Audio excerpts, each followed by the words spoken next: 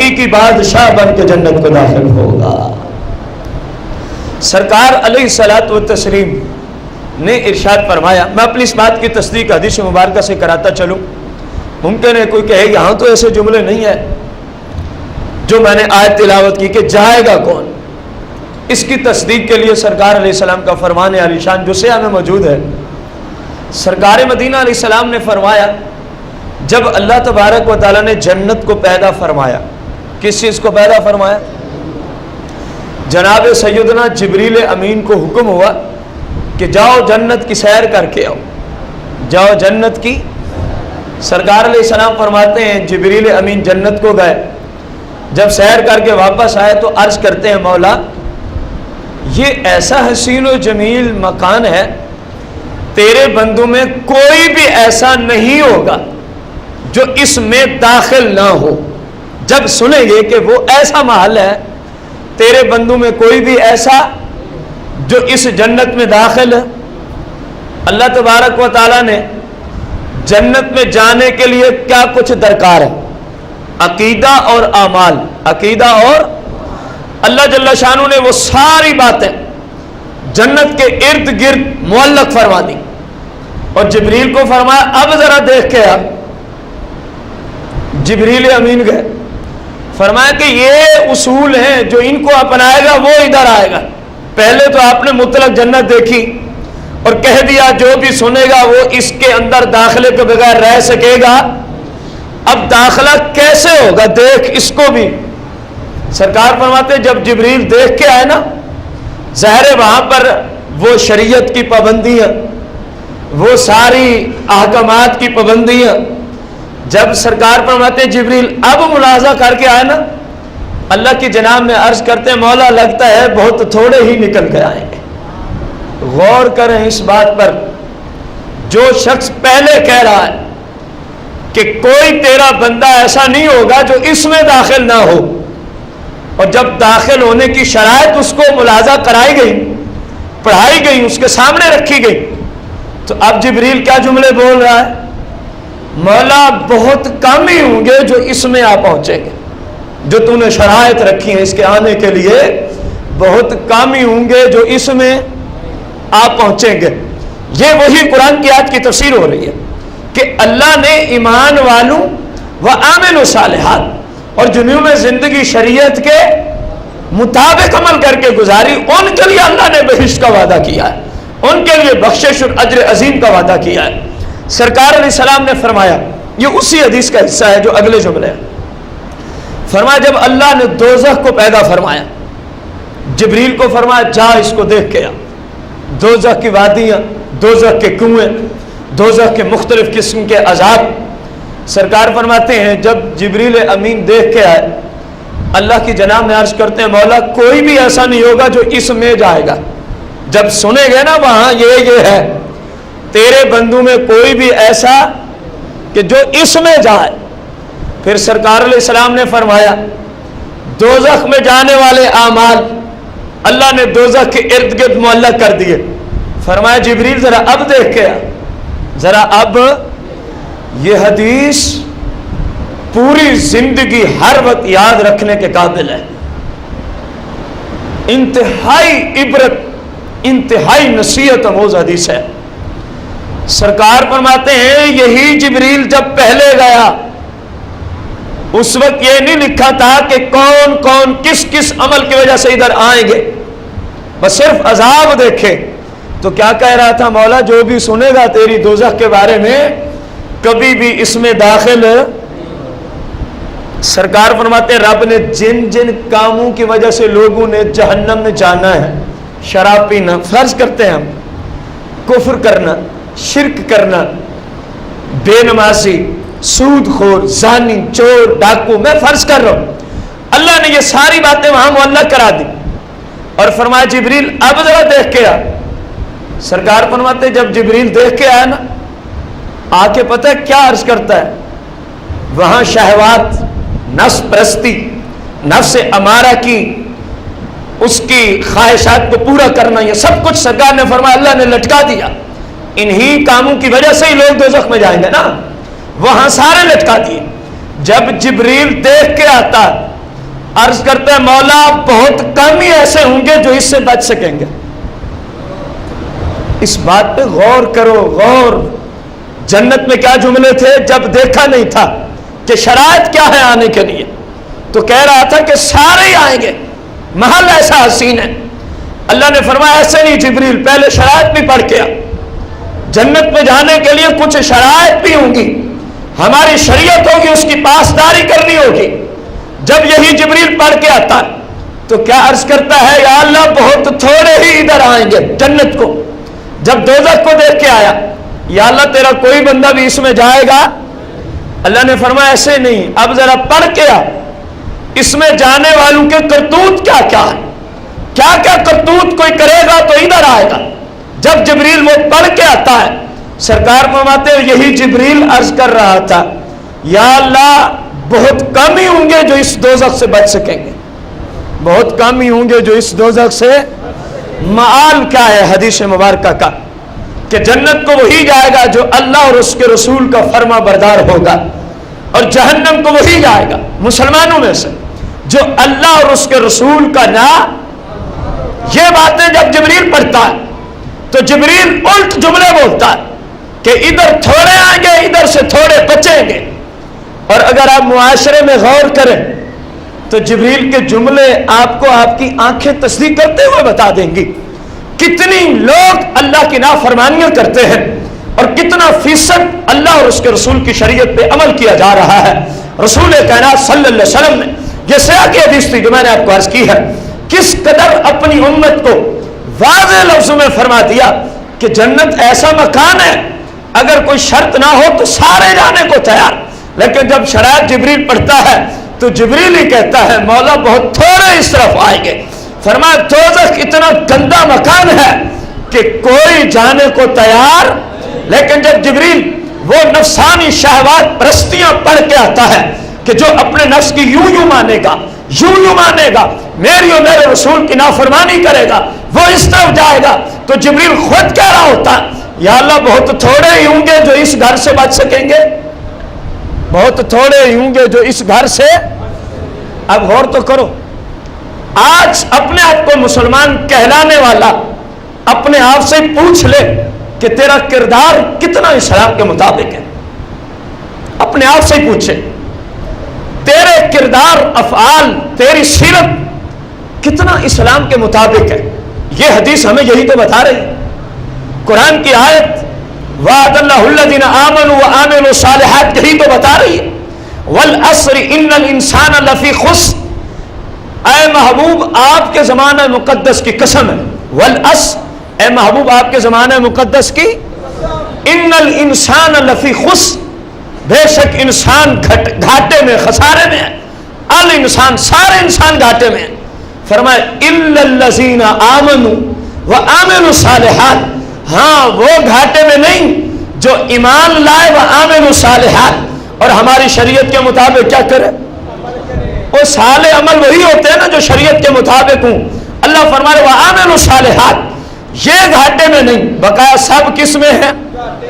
کس کا فیصلہ ہے؟ اگر کسی کو اس حدیث سے سمجھ نہیں آتی تو کم از کم قرآن تو سمجھ آتا ہے.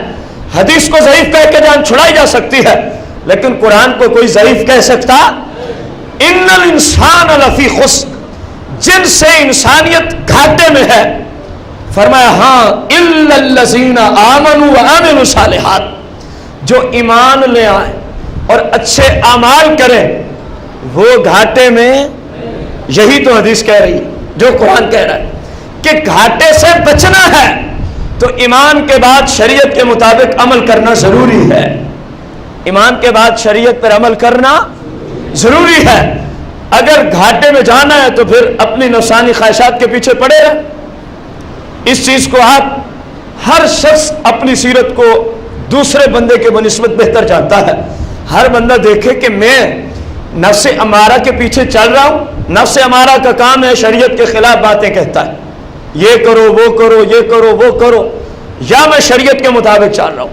میرے بھائی یہ جنت عالی شان محل ضرور ہے لیکن فساق کو فجار کے لیے اللہ نے نہیں بنایا. یہ عالی شان محل ضرور ہے لیکن اپنے نافرمانوں کے لیے رب نے اس کو بنایا، رب نے اس کو بنایا ہے پرہیزگار اور متقی لوگوں کے لیے، پرہیزگار اور متقی لوگوں کے لیے، جیسا کہ پچھلی حدیث نے اور قرآن کی اس آیت مبارکہ نے اس کی تفسیر کر دی۔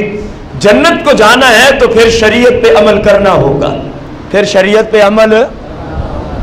سرکار مدینہ علیہ الصلاۃ والتسلیم کہ صحابہ کرام علیہم الرضوان میں سے حضرت سیدنا عبداللہ بن عباس، کون سے صحابی سے؟ سیدنا عبداللہ بن عباس رضی اللہ تعالی عنہ سے سوال ہوتا ہے،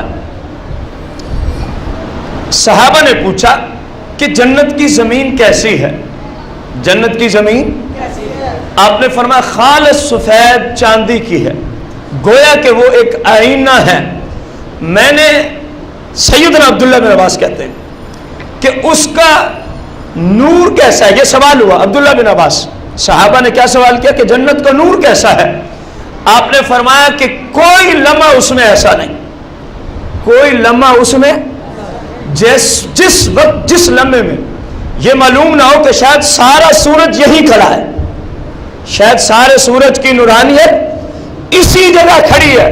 فرمایا حالانکہ جنت میں نہ سورج ہے، نہ چاند ہے، نہ ستارے ہیں، جنت میں یہ چیزیں، جنت تو صرف نور علی نور ہے۔ جنت میں رات دن کا معاملہ نہیں ہے کہ دن آئے گا رات جائے گی، رات آئے گی دن جائے گا۔ فرمایا ایسی بات نہیں ہے، جنت ہر وقت نور علی۔ جنت میں رات کیسے آئے گی؟ جب کسی کو نیند ہی نہیں آئے گی، جب کسی کو، کیونکہ نیند ایک عیب ہے، نیند ایک کیا ہے؟ اور اللہ نے جنتیوں کو ہر عیب سے پاک فرما دینا ہے۔ اللہ پاک نے جنتیوں کو ہر عیب سے کیا فرما دینا ہے؟ پاک فرما دینا ہے۔ اب آپ غور کریں، سرکار صلی اللہ علیہ وسلم کی احادیث کی روشنی میں کتنا عالی شان وہ محل ہے۔ اب اس بندے کو سوچنا چاہیے جو آج چھوٹے چھوٹے ذرائع کی وجہ سے، چھوٹی چھوٹی باتوں کی وجہ سے اپنے رب رسول کی کیا کرتا ہے اور اتنا عالی شان محل سے محروم ہو رہا ہے۔ اتنا عالی شان محل سے کیا ہو رہا ہے؟ کوئی دنیا کی دولت کے پیچھے پڑا، حلال حرام کوئی تمیز نہیں، حرام ہے تب بھی ٹھیک ہے، پرایا ہے تب بھی ٹھیک ہے، رشوت ہے تب بھی۔ اس بندے کو سوچنا تو چاہیے یہ ذلیل دولت کتنی دیر تک میرے کام آ سکتی ہے، اس کی وجہ سے میرا نقصان کتنا ہو رہا ہے۔ دیکھیں نا، عقل مند وہی ہوتا ہے جو اپنے نقصان کو روکے، اپنا نقصان ہونے، وہی عقل مند ہوتا ہے۔ عقل مند کون ہوتا ہے؟ جو اپنا نقصان، اور کامل عقل مند کون ہے؟ جو دین میں اپنا نقصان نہ ہونے دے، جو دین میں اپنا نقصان، جیسا کہ انشاءاللہ اس کی تفصیل عید الفطر کے خطبہ میں انشاءاللہ آپ احادیث کی روشنی میں ملاحظہ فرمائیں گے۔ سرکار صلی اللہ علیہ وسلم سے پوچھا گیا عقل مند کون ہے؟ عقل مند، پھر سرکار نے رہنمائی دی کہ یہ عقل مند ہوتا ہے۔ یہ کیا ہوتا ہے؟ جس کی تفصیل انشاءاللہ عید الفطر کے خطبے میں ہم احادیث کی روشنی میں عرض کریں گے کہ عقل مند کون ہے، عقل مند کون ہے۔ اور آج ایک سادہ سی بات میں نے کی کہ ہر شخص اس بات کو جانتا ہے کہ عقل مند وہی ہوتا ہے جو اپنا نقصان ہونے، یہ دنیا کی مثال ہے۔ میں آپ سے پوچھوں کہ دنیا کا نقصان بڑا ہے یا قبر و آخرت کا نقصان بڑا ہے؟ بھائی دنیا کی زندگی کتنے عرصے کی، اگر سمجھ نہیں آئی تو 100 سال چلے جائیں گے، 150 سال تک چلے جائیں گے، رب چاہے تو 500 سال تک، 1000 سال تک، بہت زیادہ اگر رب کسی کے لیے چاہے تو قیامت کے دن تک جا سکتا ہے نا۔ آگے تو کام ختم ہو گیا، جیسے جناب خضر علیہ السلام، کام چلتا ہی جا رہا، جناب عیسیٰ علیہ السلام، کیونکہ ان لوگوں پر ابھی تک ایک لمحہ کے لیے بھی وہ وعدہ سچا نہیں ہوا۔ قرب قیامت ہوگا، کل نفس ذائقۃ الموت والا، جناب ادریس علیہ السلام ہے، جناب الیاس علیہ السلام ہے، ان لوگوں پر ابھی تک یہ وعدہ سچا، یہ جیسے آئے تھے اسی طرح بقایا انبیاء علیہ السلام آئے، ایک لمحے کے لیے وعدہ سچا ہوا، اب وہ بھی اسی طرح دنیاوی زندگی کے ساتھ جس طرح پہلے تھے اب بھی ویسے ہی، اب بھی کیا ہے سوائے اس کے کہ ظاہری طور پہ پردہ فرما لیا. ظاہری طور پہ باطنیت کی دنیا میں پردہ نہیں فرمایا. جس کو چاہتے ہیں آج بھی نظر آتے ہیں, آج بھی جس کو چاہتے ہیں نظر, کسی کو جاگتے ہوئے تو کسی کو خواب کی حالت میں. یہ ان کا کرم ہے, جس پہ جیسے کر دیں. تو اب غور کریں, زیادہ سے زیادہ کہاں تک جا سکتا ہے بندہ؟ قیامت کے دن. اور اگر دین کا نقصان کرتا رہا اور قبر و آخرت کی زندگی برباد ہو گئی, دوزخ میں جانا پڑ گیا, تو بتائیں اس کی کوئی حد ہے؟ بولنے تو صحیح. تو پھر دنیا کا نقصان جو کرے, آپ کہیں وہ عقل مند نہ ہو, جو اتنا طویل اپنا نقصان کرے, شریعت کے خلاف چلتا ہو, شریعت کے احکامات توڑتا ہو, آپ ذرا انصاف سے بتائیں گے یہ عقل مند ہوگا؟ بولو تو صحیح. فیصلہ تو عید کے دن سرکار کی زبان سے ہوگا, کم از کم آپ بھی تو کوئی تصدیق کریں نا یار. جب چھوٹا نقصان کرے تو لوگ اس کو عقل مند نہیں کہتے, جو اتنا عظیم اپنا نقصان کیے جا رہا ہے کیسے وہ عقل مند ہو سکتا ہے؟ بھلے اپنے آپ کو وہ سب سے بڑا فلاسفر سمجھتا ہو, سب سے بڑا ادیب, دانشور اور سکالر سمجھتا ہو, جب اسلام, اللہ اور اس کا رسول ہی اس کو احمق کہہ رہے ہیں, تو اس کے عقل مند کہنے سے وہ عقل مند ہو سکتا؟ غور کیا جائے.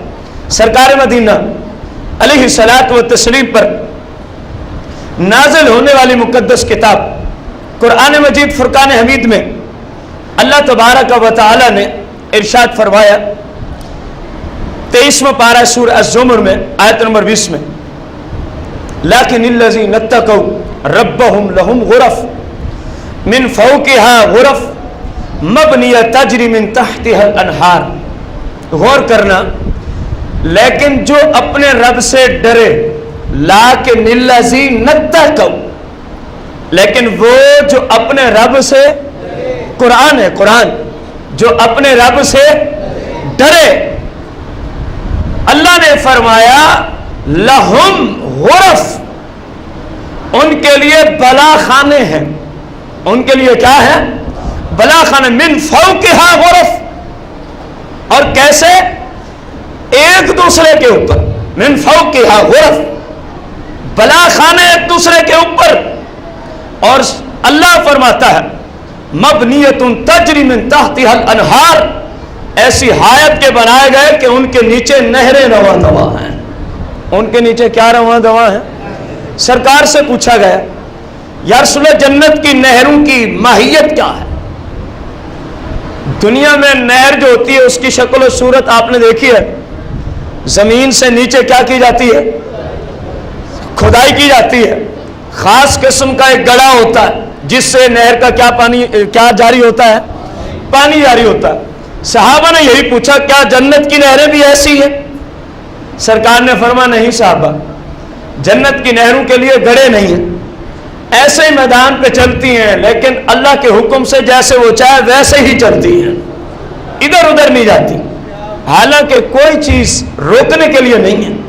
جس طرح دنیا میں نہر ہے, اس کے پانی کو روکنے کے لیے سائڈ پہ انتظام ہے. سرکار نے فرمایا صحابہ یہ بات نہیں ہوگی جنت میں, محل ہوں گے ان کے نیچے بس ایسے ہی اوپن زمین کے اوپر جو جنت کی زمین ہوگی. فرمایا نہریں رواں دواں ہوں گی, کوئی کھدائی والا معاملہ, اور رب جیسے چاہے گا بس ویسے ہی وہ بہتی رہے گی. ان کا پانی کسی اور جانب جائے گا. اللہ تبارک و تعالیٰ نے اس جگہ اسی چیز کا ذکر فرمایا کہ ان کے محلات ہوں گے اور نیچے کیا جاری ہوں گی, لیکن ہوں گے کن کے لیے؟ لیکن الذین اتقوا ربہم, قرآن کہہ رہا ہے ان کے لیے ہیں جو اپنے رب سے ڈرتے ہیں, جو اپنے رب سے. اور علماء فرماتے ہیں جو گناہ نہ چھوڑے, جو بندہ گناہ, اللہ اور اس کے رسول کی نافرمانی کو ترک اور کہے میں اللہ سے ڈرتا ہوں, علماء نے فرمایا یہ شخص جھوٹ بول رہا ہے. یہ شخص کیا بول رہا ہے؟ اللہ سے ڈرتا ہے لیکن اللہ کی نافرمانی نہیں چھوڑتا, یہ جھوٹا ہے. اللہ سے ڈرنے کا مطلب ہی یہی ہے کہ بندہ ہر اس کام کو چھوڑ دے جس کام سے اللہ اور اس کے رسول نے منع کر دیا ہے. جس کام سے اللہ اور اس کے رسول نے کیا کر دیا ہے؟ منع کر دیا ہے. حضرت سیدنا ابو